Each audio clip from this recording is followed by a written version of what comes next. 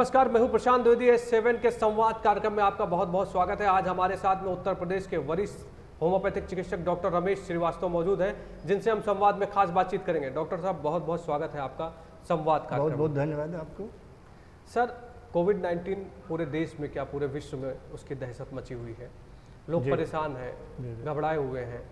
जहाँ एक और प्रधानमंत्री ने साफ तौर पर कहा कि आप उचित दूरी बनाइए, मास्क लगाइए, वही दूसरी ओर देखा जाए तो कोई इसका पालन करता है, कोई नहीं करता। लेकिन भारत के प्रधानमंत्री, उत्तर प्रदेश के मुख्यमंत्री लगातार लोगों से अपील कर रहे हैं। आप एक जिम्मेदार डॉक्टर हैं, क्या कहेंगे इस बारे में? सबसे पहले बताइए कि किस तरह की बीमारी है ये सब। देखिए, ये तो आप जान ही रहे ना कि एकदम वायरल डिजीज है ना। छूने से, देखने से, हवा से, किसी भी चीज़ को टच करने से, एक तरह से जो हमारे प्रधानमंत्री जी ने बताया है वो एकदम सही बात बताया कि सोशल डिस्टेंसिंग, हर चीज़ को कम से कम 6 फुट 2 मीटर के दूर पे ही बात करना है जी। तो ताकि उसका इन्फेक्शन या उसका वायरल आपको इन्फेक्ट न करे। आज यही कारण कि हम लोगों ने जो जितने भी सैनिटाइजर यूज़ किए गए हैं कि ताकि इन्फेक्शन न ट्रेवल करे। तो इसका एक बार ट्रीटमेंट बचाव पक्ष में ही आता है कि बचाव किया जाए तो सुरक्षा ज़्यादा जरूरी है अपेक्षा बीमार होने से। ये है इसमें। तो इसलिए आज ज़्यादा जोर हम लोगों ने ट्रीटमेंट पार्ट पर न देकर के प्रिवेंटिव एस्पेक्ट में दिया है कि आदमी सोशल बचाव में रहे तो ज़्यादा ठीक रहेगा। सर, इसमें अधिकतर बात सामने ये आ रही है कि इम्यून सिस्टम आदमी का मजबूत होना चाहिए। जिसको कोई बीमारी है, जैसे किसी को कैंसर है, किसी की किडनी खराब है, तो वो ज़्यादा तकलीफ में, जो अस्थमैटिक है वो तकलीफ में है। तो कितना इस बात से क्या मतलब क्या कहेंगे आप हमारे दर्शकों के लिए कि इम्यून सिस्टम को कैसे एक तो मजबूत किया जाए? डॉक्टर रमेश क्या सोचते हैं? और ये जो कोरोना वायरस की एक तरह से परेशानी लोगों के सामने एकाएक आ गई, हम सब आराम से रह रहे थे, किसी को कोई दिक्कत नहीं थी, और अचानक एक दिन ऐसा आता है कि एक कोरोना वायरस नामक एक भयानक बीमारी बीच में आ जाती है। जी जी। लगातार लॉकडाउन भी किया गया सर। तो कैसे, क्या कहेंगे आप, कैसे इम्यून सिस्टम? देखिए, अभी तक क्या हुआ है कि कोरोना तो पहली बार इंडिया में आया जी। अभी तक इसके बारे में ज़्यादा लिटरेचर नहीं पता है। हम लोग टेलीविजन के माध्यम से, पत्रकारियों के माध्यम से, मैगजीन के माध्यम से, मोबाइल के माध्यम से, यूट्यूब के माध्यम से बहुत से चैनल इसको बता रहे हैं। हम लोग भी उसी बात को जान रहे हैं। जैसा कि आप जानते हैं कि अभी सबसे ज़्यादा आया कि भाई चाइना से आया, ठीक है। लेकिन अब हम लोग उसके प्रति जागरूक हों, जो भी डिजीज है। तो ट्रीटमेंट पार्ट में जरूरी ये आता है कि हम अपनी वाइटलिटी को, इम्यूनिटी पावर को डेवलप करें।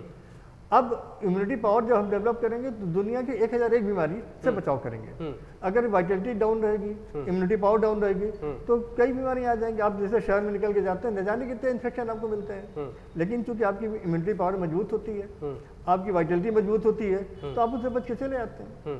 ये है सीधा सीधा फंडा जी। तो कोशिश हर व्यक्ति को ये किया जाना चाहिए कि जो सुरक्षा हमको सोशल डिस्टेंसिंग का, सैनिटाइज का, ज़्यादा घर में रख के करें, मास्क का वो कर लें तो ज़्यादा सुरक्षित है। ऐसा है। तो अब उससे डिजीज कम्युनिकेट नहीं होगी। बचाव पक्ष में मान ली कोई आदमी हो गया, वो घर में उसको कर दिया, सोशल डिस्टेंस कर दिया, आपने उसको घर में क्वारंटाइन कर दिया, लॉकडाउन कर दिया उसमें, तो वो आदमी वहाँ सुरक्षित है, तो दूसरे से इन्फेक्शन ट्रेवल नहीं कराएगा, तो आप सुरक्षित बचेंगे। मतलब उसके पीछे एक सीधी लॉजिक ये है कि बचाव पक्ष का। सर, अगर देखा जाए जिस तरह से बीमारी बढ़ रही है, अभी देखिए उत्तर प्रदेश में अभी तक स्थिति काफ़ी नियंत्रण में थी। मुंबई और दिल्ली में भयानक स्थिति हो गई थी। उत्तर प्रदेश में जैसे ही मौसम का बदलाव हुआ, वैसे लगातार केसेस बढ़ते चले गए। कैसे हो रहा सर ये, क्या? हाँ, देखिए, अभी तक हम लोग जैसे बताया गया कि वायरस के ऊपर एक फैट की कवरिंग है, ठीक है। तो सभी लोग जानते हैं कि फैट को डिजॉल्व करने विटामिन सी की जरूरत पड़ेगी। और गर्मी, अभी आपने देखा जब मार्च महीने में, जो मई जून में गर्मी ज़्यादा पड़ी, तो इसका वायरल की जो संख्या थी, बीमार होने की संख्या बहुत कम हो गई थी, और हम लोग सोच रहे थे कि ठीक हो जाएगा, और बहुत उम्मीद ये थी कि 90% कि हाँ ठीक हो जाएगा। लेकिन हुआ क्या कि जो बरसात का सीजन आया तो उसको सूटेबल एटमॉस्फेयर मिल गया डेवलप होने का। सूटेबल एटमॉस्फेयर मिल गया, तो अब जब सूटेबल एटमॉस्फेयर मिल गया उसको, तो फिर से वो डेवलप होने लगा। इन्फेक्शन तो पहले ही था, ट्रीटमेंट पार्ट कुछ है नहीं। जब ट्रीटमेंट पार्ट कुछ था नहीं तो लोग जानते नहीं थे, तो पहले कहीं ना कहीं इसका प्रयोग करके देखना पड़ेगा ना कि भाई क्या हुआ। जैसे 10-20 आदमी 100 आदमी के ऊपर प्रयोग किया जाए कि भाई दवाई दी जाए उनको, देखा जाए कि जो आदमी क्वारंटाइन में रखे गए हैं या जिनको इन्फेक्शन हो गया है तो उनका ट्रीटमेंट किया जाए और फिर रिजल्ट देखा जाए कि भाई क्या हुआ। तब आके एक सफलता वाली बात आएगी कि हाँ साहब ये हुआ, इतने % ठीक हुआ, इतने % फेल हुआ। तब आपको पता चलेगा कि हाँ ये दवाइयाँ कारगर थी, ये नहीं थी। सरकार हालांकि बहुत उस पर जिम्मेदारी के साथ काम कर रही है, मौका दे रही है, लेकिन फिर भी एक अच्छा प्रयास, क्योंकि आज आप जानते ही ना कि सारी दुनिया में जो most advance system of treatment है एलोपैथिक साइंस है, तो आज सारा बोलबाल उन्हीं का है। सरकार के साथ उनका मतलब व्यवस्था है, जो भी वो बता रहे हैं वो उसको कर रहे हैं, वो हम लोग फॉलो कर रहे हैं। आप एक वरिष्ठ होम्योपैथिक चिकित्सक हैं जी, और मैंने भी देखा है कि बहुत लोग आपके पास में आते हैं। तो कोरोना को लेकर कितने पेशेंट को ठीक किया आपने होम्योपैथिक में, कुछ हो पाया क्या? देखिए कोरोना को लेकर के पहले तो इतनी दहशत थी, तो लोकल जो रायवड़ी के वासी थे उनको तो इतना दहशत था कि घर से बाहर ही नहीं निकलना पसंद करते, तो डर बना हुआ था भाई क्या किया जाए। प्लस शासन प्रशासन इतना चुस्त दुरुस्त था कि अगर किसी को डर भी भय से भी कोरोना की बात आती तो वैसे ही कांपने लगता था भाई अब मुझको मरना ही है। तो इसलिए हम लोगों को प्राइवेट प्रैक्टिस में उतना मौका नहीं मिला। लेकिन फिर भी अगर जब आप पूछते हैं तो 2 केस हमने दिया है, वो ऐसे दिया कि महाराष्ट्र का केस है जिसमें एक महिला थी, उसको पॉजिटिव हो गया था। तो किसी फैजाबाद के डॉक्टर साहब ने हमारा नाम बताया कि डॉक्टर साहब ऐसी बात हो गई है, उस महिला को पॉजिटिव हो गया है, क्या आपके यहाँ होम्योपैथिक में कोई इलाज है? तो हमने कहा हाँ बिल्कुल है और हम उसका ट्रीटमेंट करना चाहेंगे, और किया मैंने उसका। तो महिला से कांटेक्ट किया कि मतलब टेलीफोन पे, उसका टेलीफोन आया, लखनऊ मैंने नोट किया, फिर मैंने दवाई बताई, उन्होंने दवाई खाया तो पहली रिपोर्ट उनकी पॉजिटिव थी और करीब 1 हफ्ते बाद दवाई खिलाई गई, 3 दिन 4 दिन दवाई खिलाई गई, फिर 6 दिन बाद उनका रिपोर्ट टेस्ट कराया गया, रिपोर्ट नेगेटिव आ गई, एकदम ठीक ठाक, उनको फीवर नहीं आई, कोई तकलीफ नहीं आई। तो रिपोर्ट नेगेटिव, तो उससे मैं सोचता हूँ कि हाँ एकदम ठीक हुआ टेस्ट। अच्छा चलिए कोरोना से हट के बात करते हैं जी। डॉक्टर रमेश श्रीवास्तव को जैसे आपके पास में कोई मरीज आता है, मैंने भी देखा है, स्वयं देखा है, तो हज़ारों की संख्या में आप मरीजों को देखते हैं। जी। आपने कैंसर जैसी बीमारियों को ठीक किया है साक्ष्य के तौर पर, जैसा आप दिखाते हैं हम लोगों को। तो कैसे ठीक करते हो आप? इतने बड़े बड़े डॉक्टर हैं इस देश में, कैंसर जैसी बीमारी को ठीक करने के लिए क्या आपने सोचा, कहाँ क्या पढ़ा आपने, ऐसा क्या देखा, क्या प्रयोग किए जो सफल साबित हो रहे हैं? देखिए हमारे जैसे कि आपने बताया ना तो मैं होम्योपैथिक डॉक्टर हूँ, तो जब मैं होम्योपैथिक पढ़ने आया तो मुझको लगा कि एकदम एक्यूरेट साइंस विज्ञान है। और जब मैंने केस देखा कि जब मतलब इतने बड़े बड़े हॉस्पिटल हैं, वहाँ मरीज नहीं ठीक हो रहा है, प्रॉब्लम क्रिएट कर रहा है, और डे बाई डे जो भी आज आधुनिक चिकित्सा विज्ञान में जो ट्रीटमेंट अवेलेबल है वो सब किया गया, उसके बाद भी मरीज नहीं ठीक हो रहा है। तो ये मान के चलते ना विज्ञान की अपनी सीमाएं हैं, कुछ विज्ञान की अपनी सीमाएं हैं। उन विज्ञान की सीमाओं में जब मैंने देखा कि भाई कैसे ठीक कर सकते हैं इसको, मैंने भी जब मुझको मौका मिला ठीक करने के लिए तो मैंने उसको तन मन मतलब लगा के देखा कि हम इसको क्या कर सकते हैं। तो हमारे होम्योपैथी में जो लाइन ऑफ ट्रीटमेंट बताया गया मैंने उसको फॉलो किया। जब मैंने उसको फॉलो किया तो हमारे यहाँ एक ट्रीटमेंट आता है पर्सनालिटी ट्रीटमेंट, जिसमें देखा जाता है कि मतलब उसको बैक्टीरिया से भी जोड़ सकते हैं, इन्फेक्शन भी जोड़ सकते हैं। मतलब विज्ञान ये कहता है कि कोई भी बैक्टीरिया, कोई भी वायरस आपकी बॉडी के अंदर तब डेवलप करेगा जब उसको सुटेबल एटमॉस्फेयर मिलेगा। अगर सुटेबल एटमॉस्फेयर नहीं मिलेगा तो वो डेवलप नहीं करेगा। एग्जाम्पल बताओ, जैसे एक अमरूद का पेड़ है, अमरूद के पेड़ में अमरूद का ही कीड़ा लगेगा। अगर मान लीजिए अमरूद के पेड़ का कीड़ा है किन्हीं कारणों से नीम के पेड़ पर पहुंच गया तो वहां सर्वाइव नहीं करेगा, ना आपको अफेक्ट करेगा, वो वापस उतर के चला आएगा। वो जिंदा तो वहीं रहेगा जहां उसको सुटेबल एटमॉस्फेयर मिलेगा। तो इसलिए जरूरी है कि हमारे होम्योपैथिक साइंस में ये बताया गया कि वो बैक्टीरिया ना मार करके बल्कि ये बात कहते हैं आपकी वाइटलिटी इंप्रूव किया जाए। इसीलिए मैंने ये बात कही कि कोरोना के लिए, कि कोरोना वायरस के लिए जो इतनी बातें आ रही हैं कि हम लोग सारी सुरक्षा बात कर रहे हैं। अभी आपने देखा होगा, आपने भी टीवी पढ़ा होगा, देखा होगा, अखबारों में सुना होगा कि जैसे अमिताभ बच्चन जी सरकार के जो भी नियम कानून गाइडलाइन एकदम दिया और सबने फॉलो किया, बिल्कुल किया। मैं मान के चलता हूँ कि अमिताभ बच्चन जी हमसे ज़्यादा सुरक्षित हैं, हमसे ज़्यादा व्यवस्थित हैं, उनके पास सारी व्यवस्था है, हमसे 100 टाइम्स वो एडवांस है, सारी सुरक्षा उनके पास है। लेकिन आपने देखा होगा फिर भी हो गया। तो कहीं ना कहीं हमारे पास इस सिस्टम में या जो लाइन ऑफ ट्रीटमेंट बताया गया कहीं कुछ कमी दिखाई पड़ती या परफेक्ट नहीं था जिसकी वजह से हुआ। तो आज हमारा अपना सोचना है कि हम बीमारी को कैसे लड़ें, कैसे जीतें और परफेक्शन की ओर जाएं कि ताकि लोग बीमार ना पड़ें, आप वायरस के कांटेक्ट में आए और आपको तकलीफ ना हो। मेन ट्रीटमेंट मतलब पार्ट ये होना चाहिए विज्ञान का। आपने बचाव किया, अच्छी बात है, लेकिन इसके इतने बचाव के बावजूद अब तक को हो गया, ये तो जग विदित हो गया ना कि हुआ।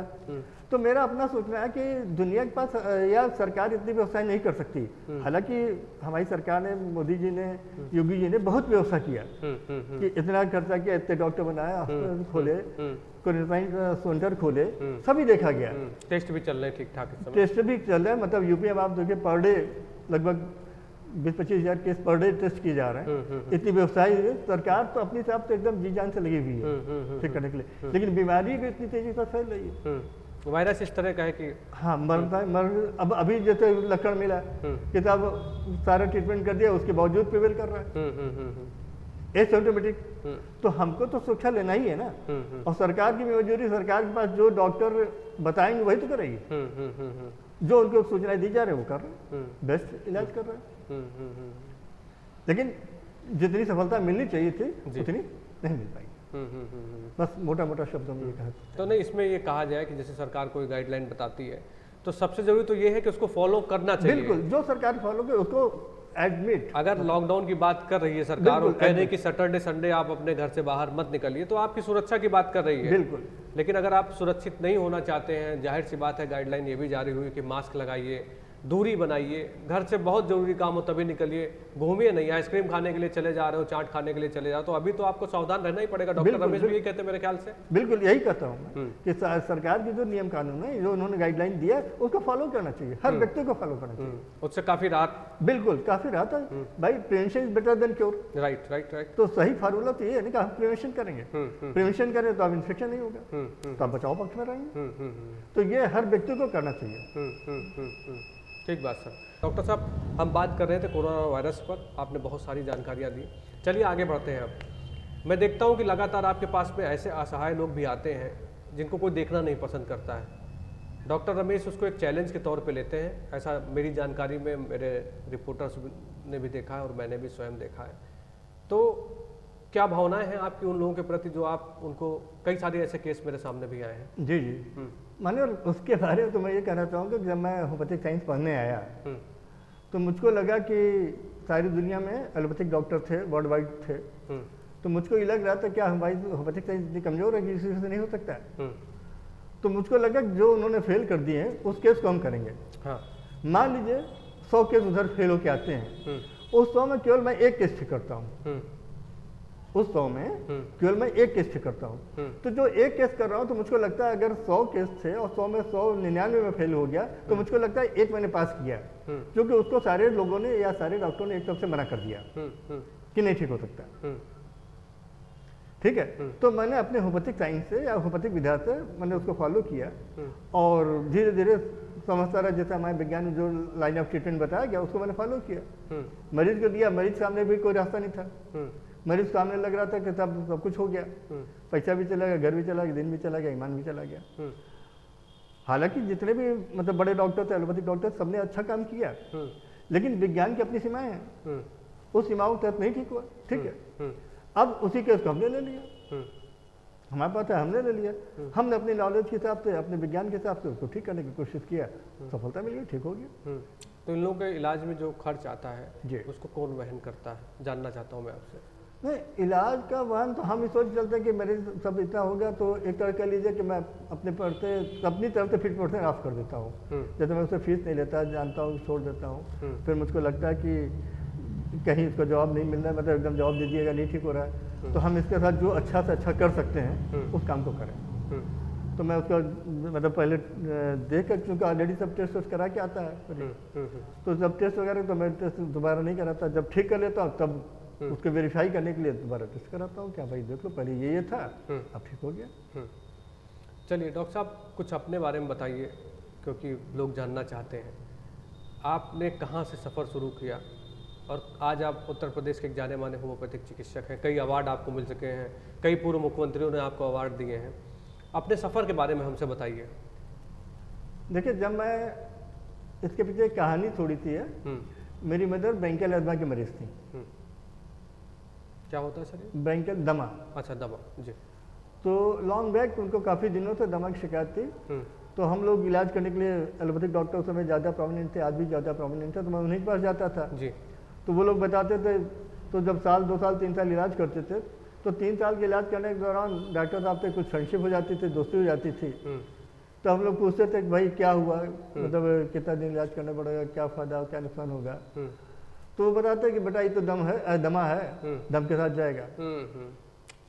एक दिन एक बहुत ईमानदार डॉक्टर मिल गया मुझको, और मैं उनको धन्यवाद देना चाहता हूँ। उन्होंने कहा कि अगर कोई होम्योपैथिक डॉक्टर मिल जाएगा तो ठीक कर देगा। अच्छा।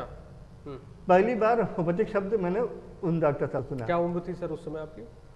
उस समय मैं हाई स्कूल में पढ़ रहा था। अच्छा जी, चलिए आगे। हाँ, हाई स्कूल में पढ़ रहा था, तो मैं पहली बार होम्योपैथिक शब्द सुना कि भाई ठीक है, होम्योपैथिक से कहा था हम इसको कर सकते हैं। तब मैं होम्योपैथिक डॉक्टर से मिलने लगा। तो होम्योपैथिक के डॉक्टर पहली बार तो मिलते ही नहीं थे, कॉलेज नहीं थे, पढ़ाई की व्यवस्था नहीं थी, टीचर थे, तो मालूम पड़ के कोई घर में प्रैक्टिस कर रहा है, कोई इधर कर रहा है, उधर कर रहा है। तो वहाँ जाता था मैं देखने के लिए, तो वो कोई डॉक्टर इस तरह का, कोई पढ़ा लिखा डॉक्टर इस तरह का नहीं मिल पाता था जहाँ पे हम कहें कि हाँ साहब कोई लाइन ऑफ ट्रीटमेंट मिला।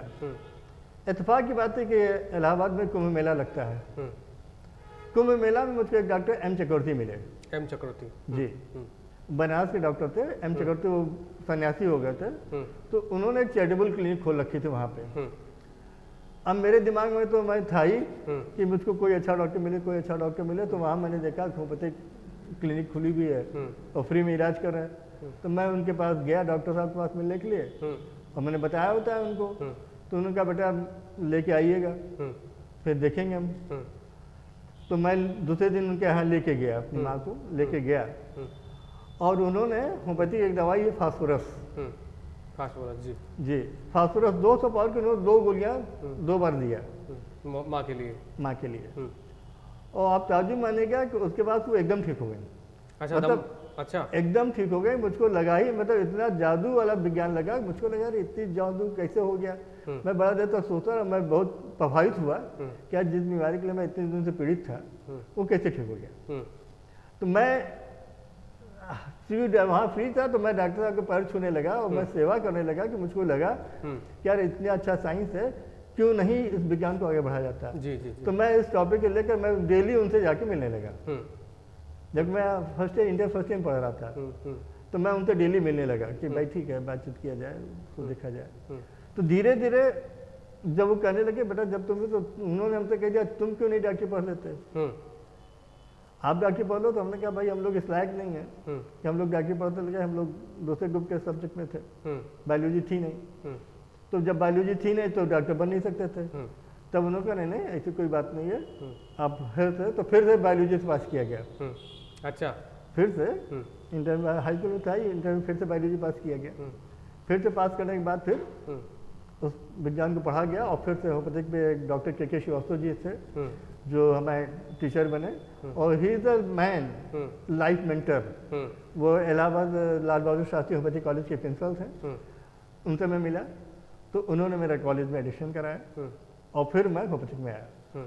और उन्होंने इतना विज्ञान, इतनी जादूगरी वाली विज्ञान पढ़ाई कि मुझको लगने लगा कि यार क्या जादू है। और फिर उसमें डॉक्टर एम चक्रवर्ती जी थे, डॉक्टर के श्रीवास्तव थे, डॉक्टर जी.के. सांगलू थे, इलाहाबाद के डॉक्टर वो भी हैं। तो सभी टीचरों ने मुझको खूब पढ़ाया। और कुछ टीचरों ने तो मेडिसिन के बारे में पढ़ाया, कुछ पैथोलॉजी प्रैक्टिस ऑफ मेडिसिन के बारे में पढ़ाया, और कुछ लोगों ने ये बताया कि how to cure, what is to be cure in the disease. और फिर सिंगल मेडिसिन, मतलब ये सब विज्ञान, जैसे आप देखते हो कि आजकल डॉक्टर लोग बीमारी जैसे बहुत ज़्यादा हो रही तो 2-3-4 मेडिसिन लेकर ठीक करते हैं। लेकिन हम लोगों ने विज्ञान को चेंज किया कि नहीं भाई सिंगल मेडिसिन, होम्योपैथिक सिद्धांत है ये कि होम्योपैथिक सिंगल मेडिसिन पे बीमारी ठीक हो जाती है। आप एक ही दवा देते हैं, आप एक ही दवाई, और वो भी एक दवा में मिनिमम डोज। हाँ, कम से कम, मतलब 2-3-4 गोली 5 गोली। जी जी, कम से कम। तो अगर ये थ्योरी अडॉप्ट किया जाता है और इस तरह के डॉक्टर प्रोड्यूस किए जाते हैं, अच्छे डॉक्टर बनाए जाए तो आप देखिएगा कि बहुत सी बीमारियां, पहली बात तो लोग इतने बीमार नहीं पड़ेंगे, उनकी वाइटलिटी इतनी मजबूत बन जाएगी। आप सोचते कि मेरी मदर फास्फोरस खाने के बाद लगभग 20 साल जिंदा रही। डॉक्टर बन गए थे आप उनके सामने? जी हाँ, वाह, डॉक्टर बन गया, 20 साल जिंदा रहे, उसके बाद मैं डॉक्टर बन के लगा, बाकी ठीक है। तो मतलब कहने का तात्पर्य है कि वहाँ तो एक इंस्पिरेशन मुझको मिलता रहा, और फिर ये सारे टीचर्स मुझको मिले, ये सब मेरे गुरु थे, इन्होंने मुझको खूब पढ़ाया और जानकारी दिया, और मुझको लगा कि मैं इस विज्ञान पर काम कर सकता हूँ, और मैंने इस लाइन पे काम किया और खूब सफलता भी मिली। मुझे गर्व है कि मैं होम्योपैथिक डॉक्टर हूँ। अच्छा, आप डॉक्टर बने, फिर आपने, जहाँ तक मुझे पता है, आपके बेटे भी जो है डॉक्टर प्रशांत, वो भी होम्योपैथिक के डॉक्टर। जी जी, मैंने अपने बच्चे वो इंटर पढ़े पास किया था, मैंने उनसे पूछा भाई अगर तुम पढ़ना चाहते हो तो आगे बताओ। तो उन्होंने सीधा सीधा कह दिया, पापा जब से हम पैदा हुए तब से एलोपैथिक दवाई तो खाया नहीं, और आप साथ रहते रहते इतनी बात समझ में आ गई, तो मुझको नहीं लगता कि मुझको भी डॉक्टर बनना चाहिए। मैंने उनको भी होम्योपैथिक डॉक्टर बना दिया, वो भी फर्स्ट क्लास की। मतलब ये तो कुछ फॉर्मूले सिखाते हैं डॉक्टर? बिल्कुल छोटे डॉक्टर को? बिल्कुल, वो इतने अच्छे थे। अभी आप उनका एक बहुत प्रचलित केस है, अभी तक आपने देखा होगा गॉलब्लैडर स्टोन। बिल्कुल, गॉलब्लैडर स्टोन ऑपरेशन किया जाता है, विदाउट ऑपरेशन कोई ट्रीटमेंट ही नहीं। जी जी जी जी, हाँ। उन्होंने केस किया और गॉलब्लैडर स्टोन डिजोल्व किया, उन्होंने निकाल के दिया, बकायदे स्टोन निकल के आया। मैंने रायवली जनपद के जो सर्जन थे, मैंने उनको बुलाया और दिखाया कि सर ये देखिए गॉलब्लैडर का स्टोन यहाँ से छेद होकर निकल रहा। मतलब अनबिलीवेबल, कोई मानने के लिए तैयार नहीं था। तो मैंने किसी सर्जन को, यहाँ पर डॉक्टर आर.एस. मालविया जी हैं, सर्जन है रायवली में, मैंने उनको टेलीफोन किया कि सर ऐसी बात हो गई है। तो उन्होंने कहा यार कैसे हो जाएगा, उन्होंने कहा कि हमने तो ऐसा कभी अपनी जिंदगी में देखा नहीं कि कोई गॉलब्लैडर का स्टोन निकल जाए स्टोन। हमने कहा सर मेरे पास मरीज है, हम दिखाना चाहते हैं आपको। मैं गया उनके क्लिनिक, लेके दिखाया। उन्होंने कहा भाई मैं 50 साल से डॉक्टर हूँ, और 50 साल में पहली बार मैं ऐसा देख रहा हूँ कि गॉलब्लैडर स्टोन निकल गया। और बाकायदे महिला को उसके पेट में दर्द हुआ, चूंकि देहात की महिला थी, जी जी, उसको जब दर्द होता था तो कहने लगे साहब ऐसा लगता है कोई फोड़ा है, उसकी वजह से हो रहा है। तो ऐसे दबाने लगी फोड़े को, वो काला काला पथरी थी, वो निकल आई, एक पथरी निकल आई, तो उसको लगा कि यार ये तो क्या निकला पथरी, तो हमको टेलीफोन किया उसने। मैं गया देखने के लिए, तो मुझको लगा यार तो पथरी, तो 48 पथरियाँ निकल के आई। ओह माय गॉड, आज भी मेरे पास रखी हैं 48 पथरियाँ, तो 1 बाई वो दबाती। तो डॉक्टर प्रशांत ने किया था ये? यस, डॉक्टर प्रशांत ने किया। चलिए, बाढ़े पूत पिता के धर्म, तो वो आप ही के रास्ते में चल रहे हैं। और सर जिस तरह से आप समाज सेवा कर रहे हैं, जिस तरह से आप गरीबों का इलाज कर रहे हैं, धन्यवाद के पात्र हैं। 7 के संवाद कार्यक्रम में आपने इतना समय दिया, इसके लिए आपका साधुवाद और बहुत बहुत धन्यवाद है। मेरी शुभकामनाएं और मेरी टीम की पूरी शुभकामनाएं सर आपके साथ में। मैंने आपके लिए भी बहुत बहुत धन्यवाद। मैं कहना चाहूँगा कि कम से कम आप ऐसे जागरूक पत्रकार समाज में आए जी, जो एक यूनिवर्सल ट्रूथ, मैं 2 मिनट का समय और लेना चाहूँगा। बिल्कुल, बोलिए बोलिए सर, आप बोलिए। आपको याद होगा महाभारत काल में बहुत योद्धा थे, महाभारत काल में बहुत योद्धा थे जी जी जी, जो उस समय तत्कालीन प्रचलित योद्धा थे। एक अर्जुन, एक कर्ण और एक एकलव्य। ठीक बात, ठीक है। और आपने देखा होगा कि एकलव्य जिस काम को कोई नहीं कर पाए, एकलव्य ने कर दिया, ठीक है, वो जीत गया। तो मेरी निगाह में Eklavya is the first one, Eklavya is the top one. लेकिन सामाजिक व्यवस्था के ऐसे तहत उसका अंगूठा काट दिया गया। अगर आपको याद होगा, तब से किसी गार्जियन ने अपने बच्चे का नाम द्रोणाचार्य नहीं रखा। ठीक बात है। हमारा कहना है कि हम लोग तो उसी एकलव्य की औलाद है। हमारा कहना है कि हम लोग उसी एकलव्य की औलाद हैं। हम चाहते हैं भारत सरकार से कि हमारे होम्योपैथिक डॉक्टर भी अच्छे बनाए जाएं, हमारे होम्योपैथिक डॉक्टर अच्छी पढ़ाई जाए, अच्छी व्यवस्थाएं दी जाए, ताकि हम लोग, जैसे एलोपैथिक डॉक्टर पढ़ाता है, तो एलोपैथिक डॉक्टर जैसे मान लीजिए 100 डॉक्टर उनके तैयार हो, तो 10 डॉक्टर हमारे भी तैयार कर दीजिए। अच्छा, मुझे लगता है सरकार आने के बाद होम्योपैथिक डॉक्टरों को काफी, जी हाँ, जब से मोदी जी आए हैं तब से इन्होंने सारी व्यवस्था बहुत अच्छी किया है, और कॉलेज भी अच्छे बना रहे हैं, टीचर भी अच्छे बना रहे हैं। लेकिन अब चूंकि होम्योपैथिक और आयुर्वेदिक की तरफ भी बहुत व्यवस्था किया गया। अगर आप देखें तो आयुष मंत्रालय बनाया गया, आयुष मंत्रालय बनाया गया, जी जी। अभी उसकी गाइडलाइन कोरोना में काफी जारी हो, लोग फॉलो कर रहे हैं। तो आपने देखा कि हमारे यहाँ होम्योपैथिक दवाई, अभी आपने कोरोना के बारे में पूछा, तो आप देखिए कि कोरोना जैसे डिजीज थी, तो आपने देखा कि कोरोना का पूरे वर्ल्ड वाइड प्रॉब्लम थी, तो हमारी भारत सरकार ने हम लोगों को कुछ मौका दिया। जैसे अभी आपने देखा कि बम्बई में, महाराष्ट्र में धारावी एक जगह थी, धारावी बहुत घिरी हुई है लोगों से, काफी वहाँ पे इतने ज्यादा आप देखिए बकायदे वहाँ पत्रिकाओं में होम्योपैथिक दवाई आर्सेनिक एल्बम की पूरी जिक्र किया गया कि पूरा कंट्रोल किया गया। ऐसे ही यूपी में किया गया, आगरा में डॉक्टर प्रदीप गुप्ता जी हैं, उन्होंने किया। उसमें दिया, हमने भी मौका आप भी मांगा, कर रहे हैं। हाँ। हमने भी मांगा था कनिका कपूर के लिए कि कनिका कपूर जो बीमार पड़ी थी, तो हमने कहा जब 4 बार उसकी रिपोर्ट पॉजिटिव आई तो हमने एक रिक्वेस्ट किया था सरकार से कि मौका, मतलब मुझको भी मौका दिया जाए। लेकिन ठीक है, किन्हीं कारणों से मौका नहीं मिल पाया, वो अलग बात है, लेकिन ठीक हुई। तो अगर मेरा सरकार से अनुरोध है कि हम लोग भी अच्छे डॉक्टर बनाए जाएं, हम लोग भी अच्छी पढ़ाई पढ़ाई जाए। अगर एलोपैथी के 100 डॉक्टर बनाए जाते हैं, 10 डॉक्टर मेरे भी उसी टक बनाए जाए, ताकि हम भी अच्छा काम कर सकें। अच्छे तो दुनिया की बहुत सी बीमारियाँ ठीक कर देंगे। चलिए सर, ठीक है। आप जिस तरह से आप काम कर रहे हैं, जिस तरह से आप गरीबों की सेवा कर रहे हैं, मैंने देखा कि पैसे भी आप किसी से पैसे तक नहीं मांगते हैं, और जाहिर सी बात है आपने जो काम किया काबिल तारीफ़ है। आपके लिए बहुत बहुत शुभकामनाएं सर। आप इसी तरह गरीबों की सेवा करिए, और S7 न्यूज़ आपको साधुवाद और धन्यवाद देता है। आपने इतना समय दिया, इसके लिए बहुत बहुत धन्यवाद। तो ये थे उत्तर प्रदेश के वरिष्ठ चिकित्सक डॉक्टर रमेश, जिन्होंने बताया कि किस तरह से कोरोना का इलाज होता है और किस तरह से वो अपने कामों को और समाज सेवा को कर रहे हैं, किस तरह से वो बड़ी बड़ी बीमारियों को होम्योपैथिक से ठीक कर रहे हैं। संवाद में आने के लिए डॉक्टर रमेश का बहुत बहुत धन्यवाद। नमस्कार।